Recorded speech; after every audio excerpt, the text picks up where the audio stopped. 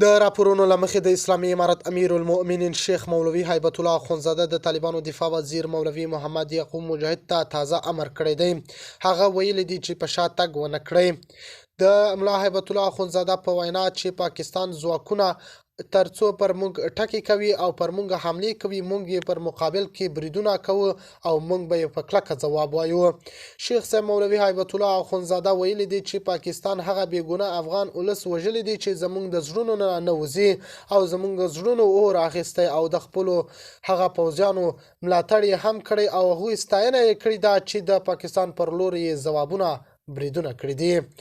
د تان ټي وي چینل درنو لیدونکو سلام، ستړي مشئ، وخت مو بخیر. په سر کې یادونه کوم که تان ټي وي چینل مو نوي سبسکرایب کړئ، په درنښت سره تان ټي وي چینل سبسکرایب کړئ.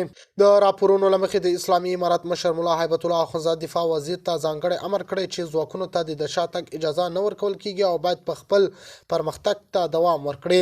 د سرچینو په وینا دغه امر په ځانګړي ډول دفاع وزیر ملا یعقوب ته شوی چې پکې ټینګار شوی تر هغه ځایه چې توان لري باید خپل عملیات جاري وساتي او حتی تر اټکه پورې د پرمختګ هڅه وکړي. ویل کېږي چې دا پریکړه د وروستیو تاوتریخوالي او سرحدي پیښو وروسته شوې ده چې دواړو خواو ته یې اندېښنې زیاتې کړې دي. د اسلامي امارت اړوند سرچینې وایي دا اقدام د دفاعي تګلارې په چوکاټ کې ترسره کېږي او هدف یې احتمالي ګواښونو مخنیوی دی. بل ورته د سیمې وضعیت لا هم حساس بلل کېږي. عین شاهدان وایي چې په ځینو سرحدي سیمو کې د تحریکاتو زیاتوالی لیدل کېږي او خلک د جګړې د پراخېدو له امله اندېښمن دي.